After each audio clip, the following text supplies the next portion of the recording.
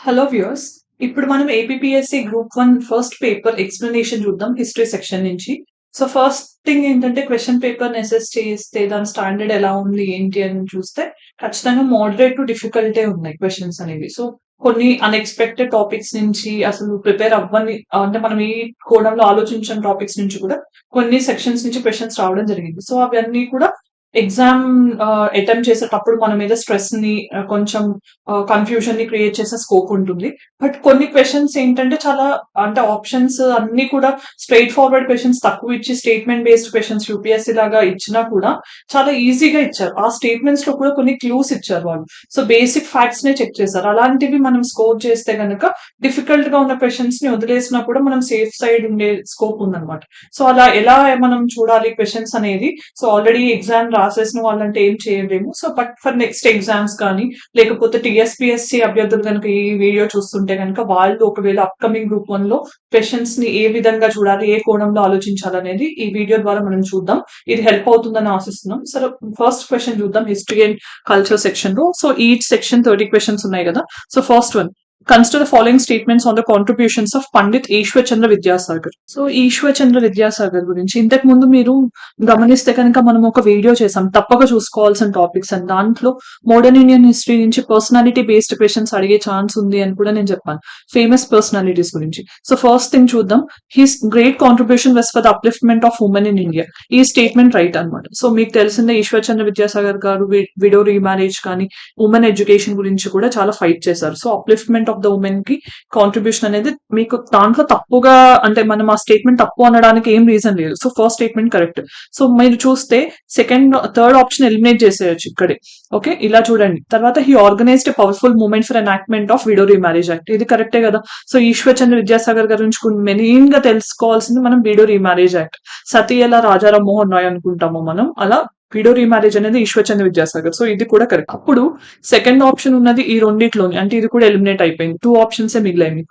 తర్వాత to propagate his social ideas he published Sambad Kaumudi newspaper again. So, ఈ సంపత్ కౌముది అనేది రాజా రామ్ మోహన్ రాయ్ గారి న్యూస్ పేపర్ అనమాట. It is not associated with Pandit Ishwar Chandra Vidyasagar. So, third statement అనేది wrong.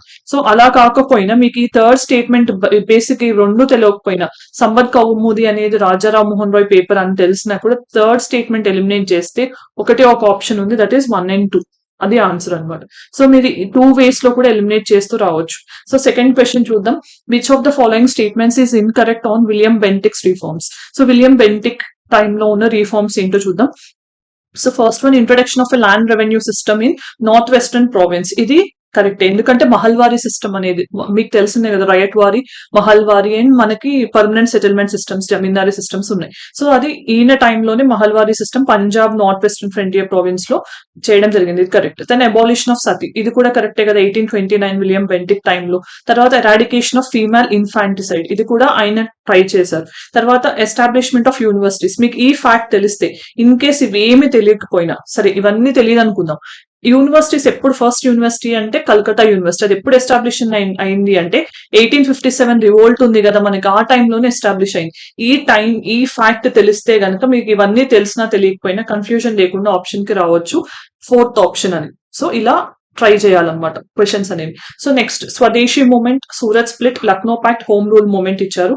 Which of the above movements took place during the extremist phase అన్నారు. అంటే మనకి మితవాదులును extremist ఉన్నారు కదా. సో, దీంట్లో మనకి తెలుసుకోవాల్సింది ఎక్స్ట్రీమిస్ట్ ఫేజ్ లో ఏంటి అని. సో, మీకు ఫస్ట్ థింగ్ తెలిస్తే మనకి ఈ ఆర్డర్ తెలుసుంటే గనక అంటే స్వదేశీ మూవ్మెంట్ 1905, సూరత్ స్ప్లిట్ అంటే 1907, Lucknow pact 1916, home rule movement 1917 time, 1917 time.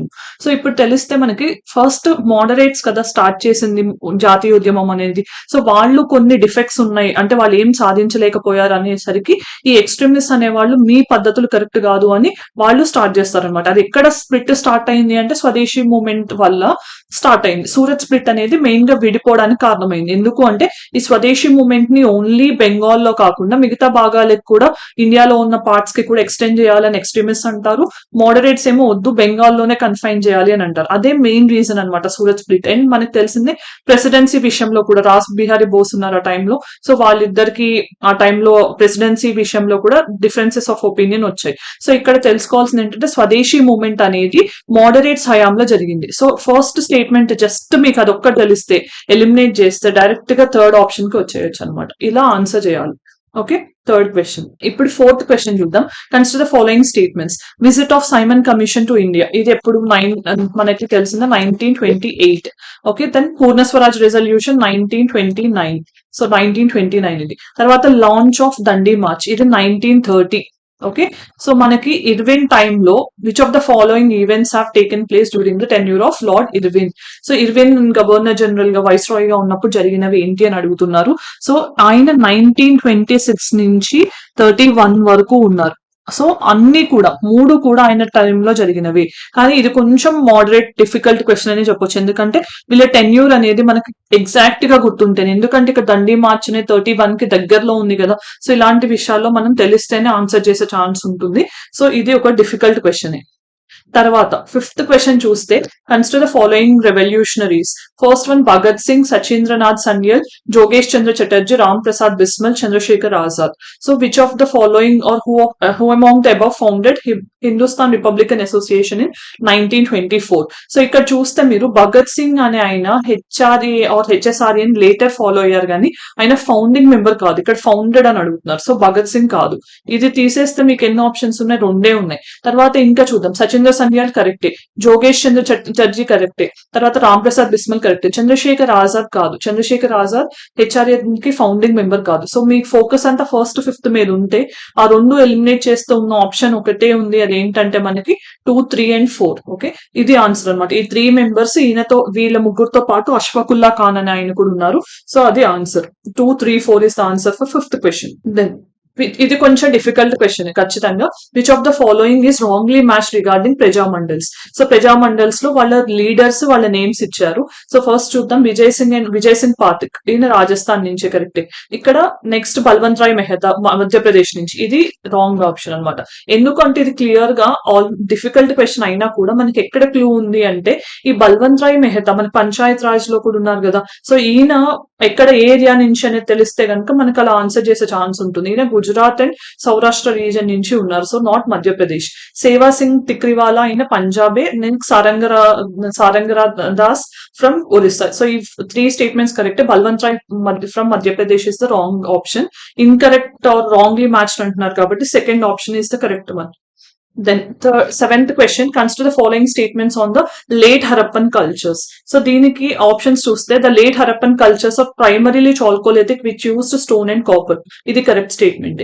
Then second one, they do not show metal objects requiring complicated casting. Okay, metal objects complicated గా ఉన్నవి ఏం చూపెట్టలేదు. ఇది correct. Then Chalcolithic people in the later Harappan phase lived in the villages. ఇది కూడా correct.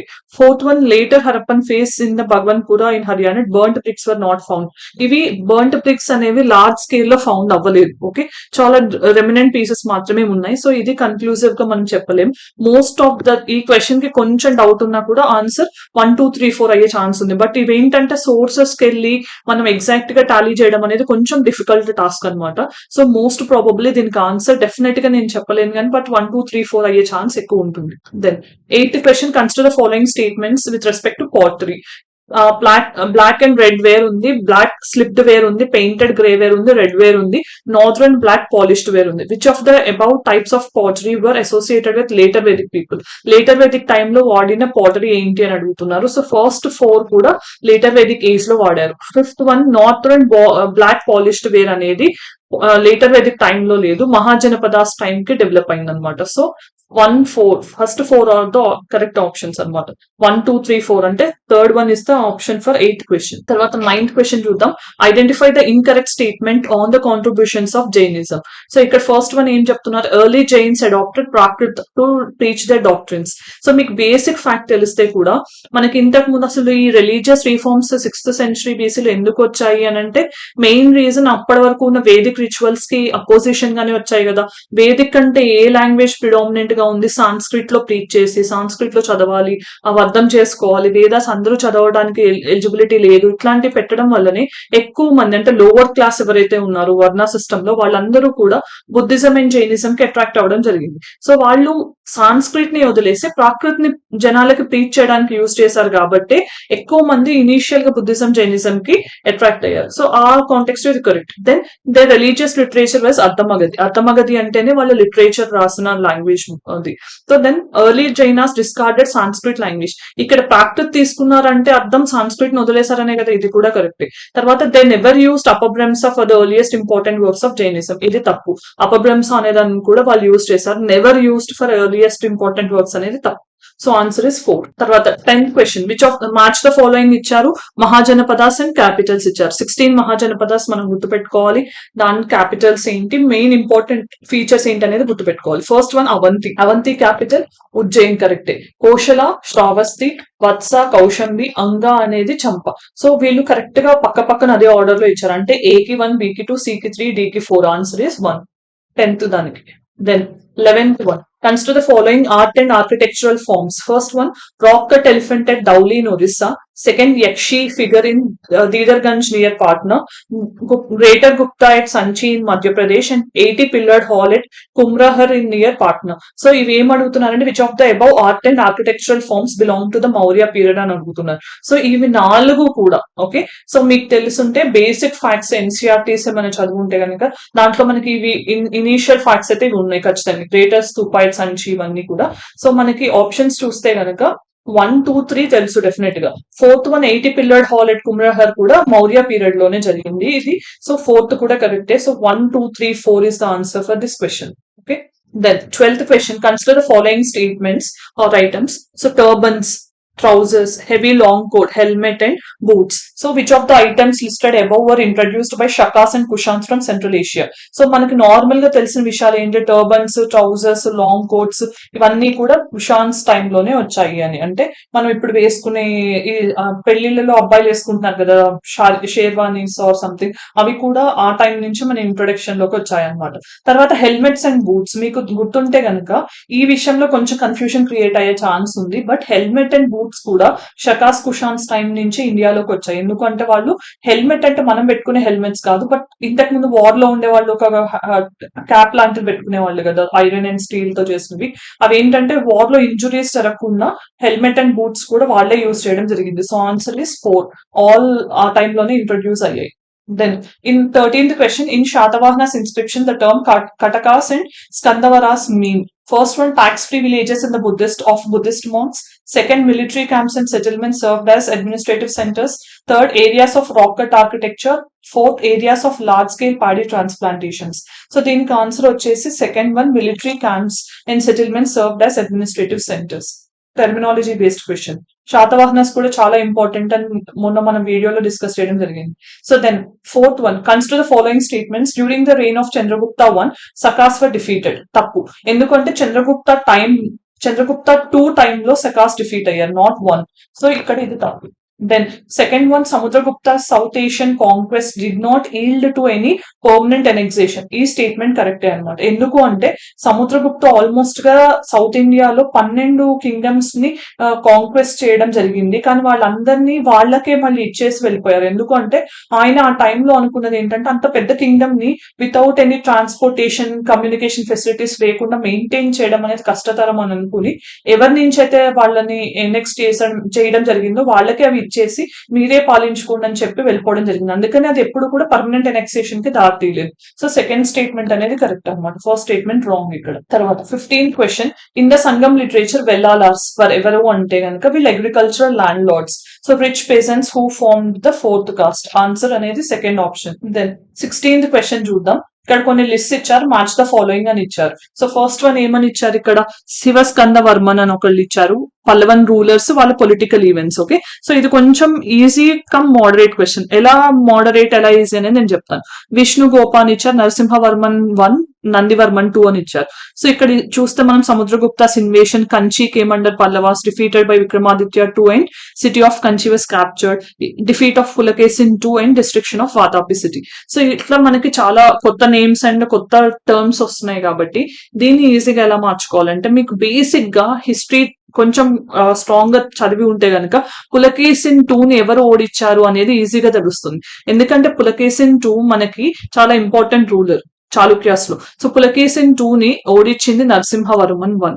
Okay, so అందుకని మనం defeat of Pulakeshin అంటే కి 4 ఎక్కడ ఉంది అని చూస్తే కనుక మీరు ఒకటే ఒక ఆప్షన్ ఉంది. అంటే ఈ మిగతా ఆప్షన్స్ మీకు పేరింగ్ తెలియకపోయినా ఈ బేసిక్ ఫ్యాక్ట్, ఎందుకంటే ఇది చాలా చాలా ఇంపార్టెంట్ ఫ్యాక్ట్ అనేది, సో ఇది తెలుసుకుంటే సి అనేది 4 తో మ్యాచ్ అవుతూ ఒకటే ఒక ఆప్షన్ ఇచ్చారు. అంటే వాళ్ళు స్టేట్మెంట్స్ ని డిఫికల్ట్ చేసినప్పుడు ఆప్షన్స్ ని ఈజీ చేశారు. అది మనం గ్రహిస్తే కనుక మన స్కోర్ పెంచుకునే ఛాన్స్ ఉంది. తర్వాత which of the following wrongly matched with respect to Rashtrakutas. Then Amoghavarsha first Kannada book writer, కరెక్టే ఇది. తర్వాత Dantidurga founder of Rashtrakuta kingdom, ఇది కరెక్టే, బేసిక్ ఫ్యాక్చువల్ థింగ్. తర్వాత వల్లభరాజ కాంటెంపరీ ఆఫ్ అల్ మసూది, అసలు ఈయన కాంటెంపరీయా కాదా అనేది మనకు తెలియదు అనుకుందాం. తర్వాత Krishnadri famous rock cut temple of Shiva Ellora. మీకు ఈ బేసిక్ థింగ్స్, అమోఘ వర్ష అనేది చాలా ఫేమస్ పోయెట్, ఆయన రాసిన ఫస్ట్ బుక్ అని తెలిస్తే, లేకపోతే దంతిదుర్గ ఫౌండర్ కాబట్టి తెలిసిన, కృష్ణాద్రి అని ఆయన మనకి కైలాస్ టెంపుల్ ఎల్లోరా కన్స్ట్రక్ట్ చేశారని ఈ 3 తెలిస్తే ఖచ్చితంగా ఇది ఒకటే కదా రాంగ్ ఆప్షన్ అవుతుంది. సో థర్డ్ ఆప్షన్ ఇది అనమాట ఆన్సర్. అలా మనం ఈ 3 మీద టెస్ట్ జరుగుతోంది. ఇక థర్డ్ స్టేట్మెంట్ వాళ్ళు కావాలని డిఫికల్ట్ గా మారుస్తున్నారు. తర్వాత 18th question, identify the incorrect statement regarding Cholas. First one, Chola empire was founded by Parantaka 1. So ఇది తెలియదు మనకి, వదిలేద్దాం. Parantaka 1 took the title of Madurai Kondavan, ఇది correct title. Then Rajaraja 1 conquered the Maldive islands, కరెక్టే. Then Rajendra 1 built Gangaikonda Cholapuram. So ఇప్పుడు మీకు వీటిలో ఏది ఈజీ స్టేట్మెంట్ అంటే ఇదే కదా. చోలా ఎంపైర్ ఎవరు ఫౌండ్ చేశారు? విజయాలయ చోళ. ఆయన పరాంతక 1 కాదు, పరాంతక ఇంపీరియల్ చోళాస్ లో first one. So basic fact test చేశారు ఇక్కడ. చోళా ఎంపైర్ ఎవరు? విజయాలయ చోళ, పరాంతక 1 కాదు. సో ఇది ఆన్సర్ అనమాట. అంటే మిగతావి మనకి మాల్దీవ్స్ ని ఎవరు కాంకర్ చేశారు, వీళ్ళ టైటిల్స్ ఏంటి తెలియకపోయినా కూడా ఇది తెలిస్తే డైరెక్ట్ గా ఆప్షన్ కి రావచ్చు, ఎందుకంటే ఇన్కరెక్ట్ అడుగుతున్నారు కాబట్టి. తర్వాత 19th question, Quwwatul Islam mosque in Delhi was built by Iltutmish, Qutbuddin Aibak, Alauddin Khalji, Ghiyasuddin Tughlaq. So options లో Quwwatul Islam mosque direct easy question. ఇది కుతుబుద్దీన్ ఐబక్ అన్నమాట, ఆయన కన్స్ట్రక్ట్ చేశారు. తర్వాత 20th question, the Persian traveller Abdul Razzaq visited Vijayanagara during the reign of. ఇది నిన్న నేను ఇంపార్టెంట్ టాపిక్స్ లో కూడా చెప్పాను. విజయనగరాస్ లో ట్రావెలర్స్ మీద క్వశ్చన్స్ వచ్చే ఛాన్స్ ఉంది, ఎక్కువ నెంబర్ ఆఫ్ ట్రావెలర్స్ వాళ్ళ టైంలోనే వచ్చారు అని. సో ఇది దాని related question. Persian traveller Abdul Razzaq visited Vijayanagara during the reign of Harihara 1, Devaraya 1, Devaraya 2, Krishnadevaraya. And ఇక్కడ ఆన్సర్ ఏంటి వచ్చేసరికి దేవరాయ 2 ఆఫ్ సంగమ డైనాసిటీ. ఆయన టైంలో అబ్దుల్ రజాక్ పర్షియా నుంచి రావడం జరిగింది. సో ఆన్సర్ 3 దీనికి. Then 21st question, match the following. మళ్ళీ భక్తి సెయింట్స్ వాళ్ళ ఏరియాస్ ఇచ్చారు. సో ఇక్కడ మీరు గుర్తుపెట్టుకోవాల్సింది వల్లభాచార్య, ఈయన ఉత్తరప్రదేశ్ నుంచి, కరెక్ట్ గా మ్యాచ్ అయింది. సో ఏ కి 1 మీరు చూస్తే ఓన్లీ 1 ఆప్షన్ ఉంది. మీకు ఇవన్నీ తెలియకపోయినా తుకారం మహారాష్ట్ర అంటే డి కి 4 2 ఆప్షన్స్ ఉన్నాయి. కానీ చైతన్య మహాప్రభు బెంగాల్ అన్నా కూడా మనకి 2 ఆప్షన్స్ లో ఉన్నాం. సో వల్లభాచార్య ఖచ్చితంగా ఉత్తరప్రదేశ్ నుంచి అని తెలిస్తే కనుక మనం ఆన్సర్ చేయొచ్చు. A1 తులసీదాస్ గుజరాత్ నుంచి, చైతన్య మహాప్రభు బెంగాల్ నుంచి, తుకారం మహారాష్ట్ర నుంచి. సో 1 2 3 4 అదే ఆర్డర్ లో ఇవ్వడం జరిగింది. తర్వాత 22nd question, consider the following statements on Sher Shah's land revenue administration. First one, land was classified into 3 categories on the basis of produce from the land. అవును, ప్రొడక్షన్ ని బట్టి వాళ్ళు గుడ్ ల్యాండ్, బ్యాడ్, మీడియం అనేది assess చేశారు. తర్వాత land was measured according to the uniform system. So ఈ statement మనకు తెలియదు అనుకుందాం. Third statement, 1/4 of the produce was collected as tax. So ఇక్కడ కీ ఏంటి అంటే గనక ఆ టైంలో ఎంత ట్యాక్స్ తీసుకున్నారో మనకు తెలిస్తే ఆన్సర్ ఎరైవ్ చేయొచ్చు అనమాట. ఎలా అంటే 1/3 వాళ్ళు ట్యాక్స్ రూపంలో తీసుకునేవాళ్ళు, అంటే 33% తీసుకునేవాళ్ళు. సో ఇక్కడ థర్డ్ వన్ ఎలిమినేట్ చేస్తే, అంటే వాళ్ళు కరెక్ట్ స్టేట్మెంట్స్ అడుగుతున్నారు కదా, సో థర్డ్ ఎలిమినేట్ చేస్తే ఒకటే ఒక ఆప్షన్ ఉంది, అది ఫస్ట్ ఆప్షన్ 1 and 2 అనేది ఆన్సర్ దీనికి. సో ఆ టైంలో మనకి 1/3 1/4 హాఫ్ అనేది గుర్తు రావడం కష్టమే, బట్ స్టిల్ అది ఒక ఆ విధంగా అటెంప్ట్ చేసే క్వశ్చన్ అనమాట. Then consider the following Mughal architectures. First one, tomb of Salim Chishti, Buland Darwaza, tomb of Humayun, Jama Masjid బదులు జమ్మీ మస్జిద్ అని ఇచ్చారు. Which of the above buildings were constructed during the reign of Akbar టైంలో. సో కన్స్ట్రక్షన్ మీద ఇంపార్టెంట్ క్వశ్చన్ ఇక్కడ. సో మనం చూస్తే సలీం చిస్తి, ఈయన మెయిన్ గా మీకు ఒక ఫ్యాక్ట్ తెలిస్తే అక్బర్ జహంగీర్ పుట్టే టైంలో ఒక, అంటే జహంగీర్ ఇలా పుడతాడు అని ముందుగానే ప్రిడిక్ట్ చేయడం వల్ల ఈ సలీం చిస్తిని బాగా నమ్మేవాడు ఆయన. అందుకనే ఇనీషియల్ గా జహంగీర్ కి సలీం, ప్రిన్స్ సలీం అని ఆయన పెట్టారు నేమ్. తర్వాత జహంగీర్ అని ఆయన పేరు మార్చుకోవడం జరిగింది. సో ఆయన సలీం చిస్తికి మెయిన్ ఫాలోవర్. సో ఇది కరెక్ట్ అయ్యే ఛాన్స్ ఎక్కువ ఉంటుంది. అంటే అలాంటప్పుడు మనకు రెండు ఆప్షన్స్ మధ్యలోనే ఆన్సర్ ఉంటుంది. మీరు రెండు ఆప్షన్స్ చూస్తే 1 2 3 1 2 3 and 4 ఇలా ఉన్నాయి కదా, అంటే ఖచ్చితంగా ఫస్ట్ 3 కరెక్టే అని అర్థమైపోతుంది. ఇంకా మిగతా రెండు కూడా మీరు చూడాల్సిన అవసరం లేదు. 4 స్టేట్మెంట్ ఒక్క డైరెక్ట్ గా తెలిస్తే, అంటే జమ్మా మస్జిద్ అనేది అయినా కాదా అక్బరా కాదా అని తెలిస్తే ఆన్సర్ డైరెక్ట్ గా రేట్ చేయొచ్చు. జమ్మా మస్జిద్ అనేది ఢిల్లీలో షాజహాన్ కన్స్ట్రక్ట్ చేశారు. సో అక్బర్ అంతా కూడా ఫతేపూర్ సిక్రీ, ఆగ్రా దగ్గరే ఉన్నాయి కన్స్ట్రక్షన్స్, ఢిల్లీలో ఉంది కదా. సో ఆన్సర్ వచ్చేసరికి థర్డ్ ఆప్షన్ 1 2 and 3 ఇది ఆన్సర్ 23rd క్వశ్చన్ కి. తర్వాత 24th question match the following ఇచ్చారు. Name of the ruler, position of the ruler అడిగారు. హుస్సేన్ అలీ ఖాన్, ముర్షీద్ కులీ ఖాన్, కిన్క్లిచ్ ఖాన్ ఇచ్చారు, తర్వాత సర్దార్ జంగ్ ఇచ్చారు. సో వీళ్ళ పొజిషన్స్ ఏంటి అనేది తెలుసుకోవాలి. సో ఇక్కడ కీ ఎక్కడ ఉంది, హుస్సేన్ అలీ ఖాన్ అనేది ఎవరో తెలుసో లేదో అనేది పక్కన పెట్టేద్దాం. మనకి హైదరాబాద్ నుంచి ఆల్మోస్ట్ తెలిసిన వాళ్ళకి కిన్క్లిచ్ ఖాన్ అంటే నిజాం ఆఫ్ హైదరాబాద్ తెలుసు కదా, ముర్షీద్ కులీ ఖాన్ బెంగాల్ నుంచి నవాబ్ అని కూడా తెలుస్తుంది. సో ఈ రెండు మనం ట్రాక్ చేస్తే కనుక బీకి 2 సికి 3 ఉండాలి. అంటే ఓన్లీ ఒక్కటే ఒక ఆప్షన్ ఉంది బీకి 2 సికి 3 తో, that is first one. Okay, అంటే ఇన్ కేస్ ఇవి మనకు తెలియకపోయినా కూడా ఆప్షన్ ఇలా అరైవ్ చేయొచ్చు. అంటే ఈ క్వశ్చన్స్ డిఫికల్ట్ గా ఉన్న ఆప్షన్స్ ని ఈజీ చేశారు, అది నేను ఇందాక నుంచి చెప్తున్న విషయం. So 25th question, Kakatiya ruler and event, Rudradeva, Ganapati Deva, Rudramadevi and Prataparudra. So దీంట్లో ఒక చిన్న ఈజీ థింగ్ ఉంది. మీరు అందరూ కనుక రుద్రమదేవి సినిమా చూస్తుంటే, అనుష్కతో సినిమా వచ్చింది కదా గుణశేఖర్ డైరెక్షన్ లో. సో దాంట్లో ఇనీషియల్ సీనే మార్కోపోలో అని ట్రావెలర్ ఉంటారు. ఓకే, సో ఫస్ట్ థింగ్ ఏంటంటే రుద్రమదేవి టైంలో 4th one Marco Polo's visit to coastal Andhra జరిగింది అంటే C4 తో ఒకటే ఒక ఆప్షన్ ఉంది, అది ఆన్సర్. ఓకే, అంటే ఇన్ కేస్ మనకి ఇవన్నీ తెలియకపోయినా కొంచెం ప్రెసెన్స్ ఆఫ్ మైండ్, ఆ టైంలో స్ట్రెస్ లో ఇవన్నీ పని చేస్తాయో మేడం అని మీరు అడగొచ్చు. పని చేస్తే చాలా అడ్వాంటేజ్, పని చేయకపోతే నెక్స్ట్ ఎగ్జామ్స్ నుంచి ఇలా అయినా జాగ్రత్త పడతాం. ఓకే, జస్ట్ ఇది ఒక అడ్వైస్ లానే. సో మనకి ఏంటంటే అప్పుడప్పుడు సినిమాలు కూడా హెల్ప్ చేస్తాయి. సో ఇలాంటివి సినిమాలు నెగ్లెక్ట్ చేయకండి, ఆదరించండి, అప్పుడు మనకి హిస్టరీలో బిట్స్ యాడ్ అవుతాయి. సో రుద్రమదేవి అనేది 4. సో ఏ అనేది రుద్రదేవ అని ఆయన 1000 పిల్లర్ టెంపుల్ కన్స్ట్రక్ట్ చేశారు. గణపతి దేవ టైంలో హన్మకొండ నుంచి వరంగల్ క్యాపిటల్ షిఫ్ట్ చేయడం జరిగింది. మాలు కాఫర్స్ ఎక్స్పెడిషన్ అనేది అది మనకి ఔరంగజేబ్ నుంచి ప్రతాప రుద్రదేవ టైంలో జరిగింది అనమాట. సో ఇది D3. 26th correct chronology of later Mughals, ఇది again moderate level question. So మనకి ఫస్ట్ ఏంటంటే బేసిక్ గా తెలియాల్సింది ఫస్ట్ ఎవరు లాస్ట్ ఎవరు. బట్ అలా మనం గుర్తుపెట్టుకుని చూసినా కూడా 2-3 ఆప్షన్స్ మధ్యలో స్ట్రక్ అవుతాం. అంటే కరెక్ట్ గా ఆర్డర్ తెలిస్తే కనుక ఈ ఆప్షన్ మనం డైరెక్ట్ గా రావచ్చు, లేదంటే కనుక వేరే ఛాన్స్ లేదు. ఇది రిస్కీ క్వశ్చన్, మీకు తెలిస్తేనే అటెంప్ట్ చేయాలి, లేకపోతే వదిలేయాలి ఇలాంటివి. సో ఫస్ట్ ఎవరు అందరికి తెలిసింది బహదూర్ షా జఫర్ కదా, అక్కడి నుంచే లేటర్ మొఘల్ స్టార్ట్ అయింది కదా. So first thing Bahadur Shah. కానీ మీరు చూస్తే ఎక్సెప్ట్ ది 4th ఆప్షన్, అంటే 3 ఆప్షన్స్ లో బహదూర్ షానే ఉన్నారు. వీళ్ళందరిలోనూ షా ఆలం 2 లాస్ట్ కు ఉంటాడు. ఓకే, సో మిగతా 3 ఆప్షన్స్ కూడా షా ఆలం 2 లాస్ట్ కే ఉన్నాయి. సో ఇప్పుడు మనకి టెస్ట్ ఎక్కడ ఉంటుంది అంటే జహందర్ షా ఫస్టా, ఫరూక్షియర్ ఫస్టా, మహమ్మద్ షా ఫస్టా, ఈ ముగ్గురులో అంటే కనుక ఫస్ట్ మనకి బహదూర్ షా, తర్వాత జహందర్ షా, తర్వాత ఫరూక్షియర్, తర్వాత మహమ్మద్ షా, తర్వాత షా ఆలం 2.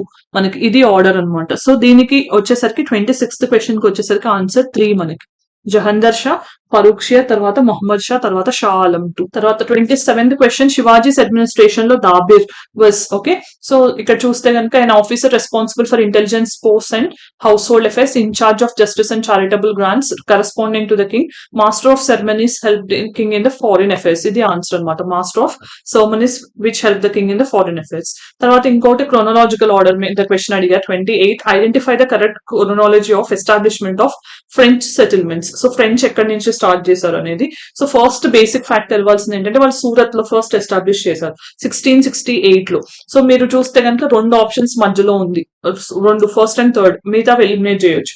తర్వాత నెక్స్ట్ ఎక్కడ ఎస్టాబ్లిష్ చేశారు అంటే మచిలీపట్నం, 1669. సో మచిలీపట్నం లేదు. తర్వాత చంద్రనగర్ అది కూడా లేదు 1692 లో. తర్వాత మధ్యలో పాండిచ్చేరి ఉంది 1673 అనేది. సో సూరత్ తర్వాత పాండిచ్చేరి రావాలి. బట్ 2 ఆప్షన్స్ లో కూడా అలానే ఉంది. తర్వాత వచ్చేసరికి యానం. యానం అనేది థర్డ్ ప్లేస్ లో ఉండాలి. సో ఇక్కడ మీరు చూస్తే మాహే ఇక్కడ ఉంది, యానం ఇక్కడ ఉంది. సో ఇది ఆన్సర్ అన్నమాట. సో ఆన్సర్ 28 కి 1. మాహే, యానం అనేది 1723, మాహే అనేది 1726 లో, కరైకల్ అనేది 1739 లో ఎస్టాబ్లిష్ చేయడం జరిగింది. So answer first one. 29th దానికి ఆన్సర్ చూద్దాం. Consider following Indian states our, Jhansi, Satara, Nagpur, Sindh. Which of the following states were annexed by the British due to the policy of doctrine of lapse? మన అందరికి తెలిసిందే డల్హౌసీ డాక్ట్రిన్ ఆఫ్ లాప్స్ సిద్ధాంతకర్త అని చెప్పొచ్చు. So దీంట్లో మీకు key ఎక్కడ ఉంది అంటే అవధ్.